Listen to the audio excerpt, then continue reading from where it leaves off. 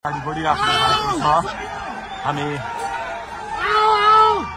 दुर्गा प्रसादसँगै अगाडि बढिरहेका छौँ। यहाँ निकै ठुलो मात्रामा युवाहरूको उपस्थिति प्रहरीलाई दुर्गा प्रसादले पेलेर अगाडि बढिराख्नु भएको छ। प्रहरी गाडीको चाबी खोज्न लागि परेको छ। देख्न सक्छु। ओ माई गड, अटोमेटिक हर्न बजिरहेको छ। यसको ड्राइभर त छैन।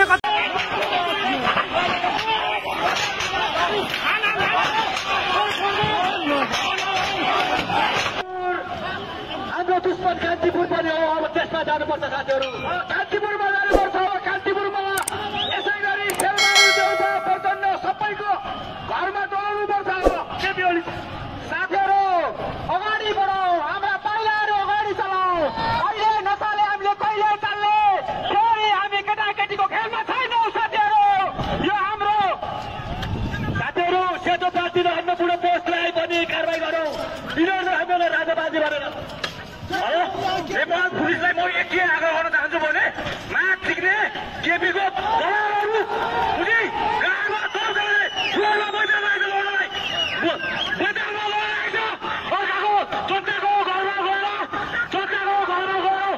हामी हेर्न सक्छु। यहाँनिर सरकारी गाडी जलिरहेको हामी हेर्न सक्छु। ओ माई गड, के भयो?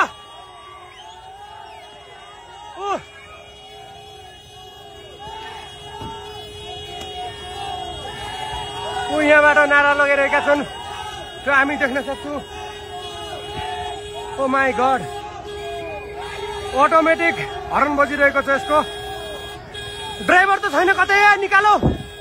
हुन त ध्वस्त भइसक्यो होला। एकदम उग्र रूप लिएको छ आजको आन्दोलनले।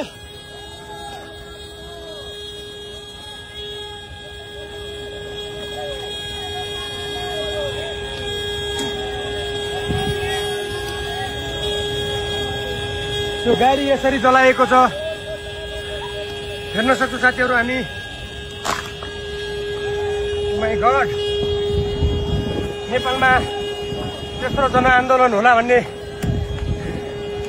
सोचिरहेको छु मैले।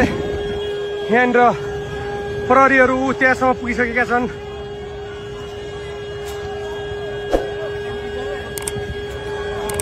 त्यो पड्किन सक्छ। नजिक नजाऊ।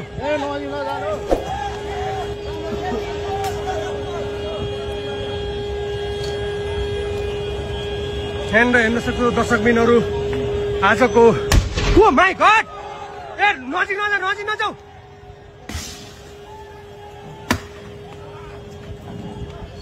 नजिक नजाऊ। गाडी नै चलाइदिइसकेका छन्। गाडी चलायो। 2-3 जना मान्छेहरू मरिसकेको भन्ने पनि हामीले खबर सुनेको छु। एकजना त मरेको मैले आँखाले देखेको छु। यहाँ पनि छन्। एकदमै आन्दोलन चर्किरहेको छ दर्शकबिनहरू। नेपालमा त्यत्रो जनआन्दोलन हुने सम्भावना देखिरहेका छु। यहाँ मात्र होइन, तिनकुनेमा पनि यस्तै छ, महाद्वीप स्थानमा पनि यस्तै छ, हरेक ठाउँमा यस्तै छ। यहाँ गाग्री लडाइरहेका छन् हामी देख्न सक्छौँ।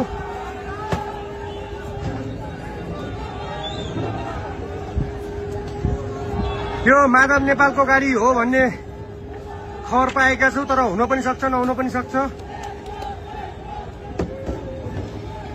आग लागेको गाडीमा ढुङ्गा प्रहार हुँदैछ। फेरि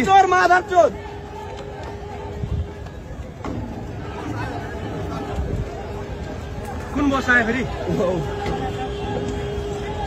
अनि तलबाट त आउँछ।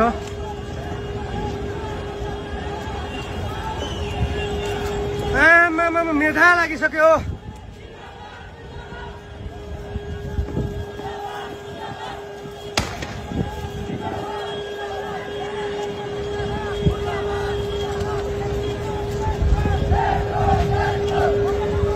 अहिलेसम्म हर्न रोकिएको छैन। ओ अगाडि नआइज।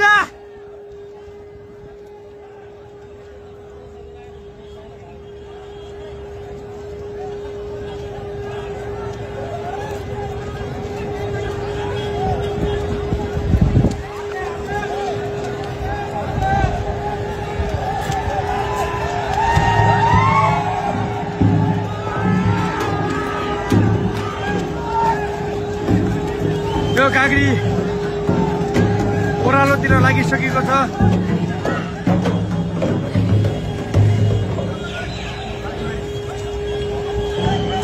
त्यो बालकुमारी नजिकै रहेको पुलको अगाडिपट्टि यो गाडी हेर्न सक्छौँ हामी। दर्शकवृन्द, दुर्गा प्रसाई आफै गाडी चलाएर अगाडि बढ्दै हुनुहुन्छ। निकै नै अप्रिय अवस्था देख्न सक्छौँ हामी। यहाँ प्रहरीले अश्रु ग्यास चलाएको छ।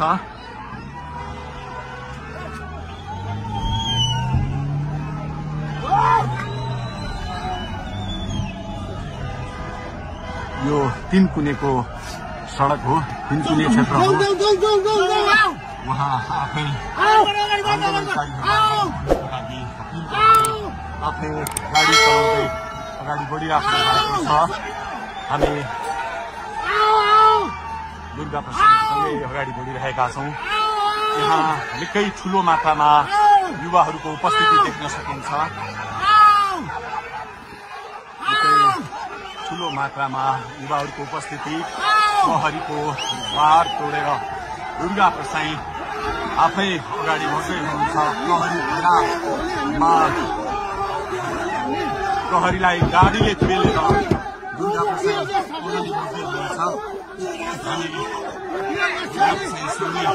अगाडि बढ्दैछौँ। यहाँ कसैले रोक्न सक्ने अवस्था छैन। दर्शकले प्रहरीलाई दुर्गा प्रसाई पेलेर अगाडि बढिरहेको भएको छ।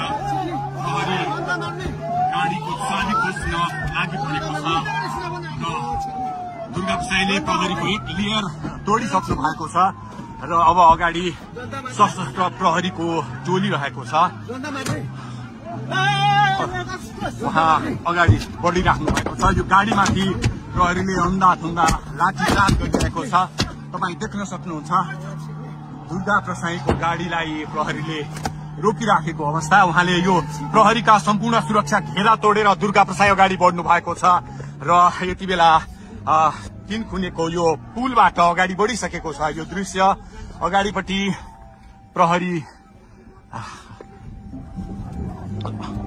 प्रहरीका यी घेरा तोडेर दुर्गा प्रसाई अगाडि बढिराख्नु भएको छ।